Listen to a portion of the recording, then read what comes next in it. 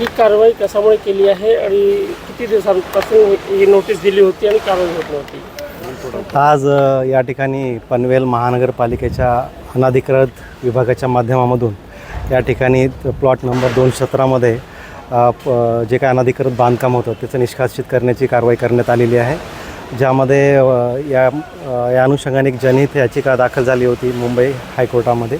त्या हायकोर्टाच्या अनुषंगाने ही आज या ठिकाणी कारवाई पार पाडण्यात आलेली आहे.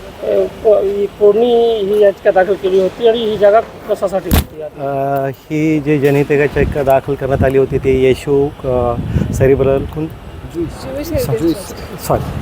जुईस संस्थेच्या माध्यमामधून ही जनहित याचिका दाखल करण्यात आली होती 211/223. त्या माध्यमामधून मागच्या वर्षी 16 जूनला 2025ला निकाल लागला, ज्यामध्ये 3 महिन्यामध्ये या सर्वांच्या सुनावण्या घेऊन अनधिकृत बांधकाम असेल तर निष्कासित करण्यात यावं अशी सूचना निर्देश दिल्यामुळे आज ही कारवाई करण्यात आली. ही जागा कशासाठी वापरण्यात येत होती जुईस हेरिटेजच्या माध्यमातून?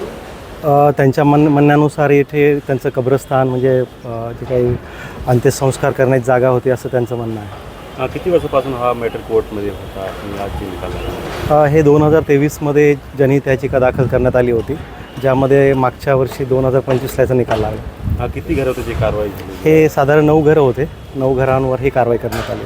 आपलं नाव आणि पोस्ट? मी महेश कुमार मेघमाळे, अतिरिक्त आयुक्त पनवेल महानगरपालिका. माझ्यासोबत पोलीस चे पथक पण आहे, त्यांच्या संयुक्त विद्यमानाने आमची कारवाई करण्यात आलेली आहे.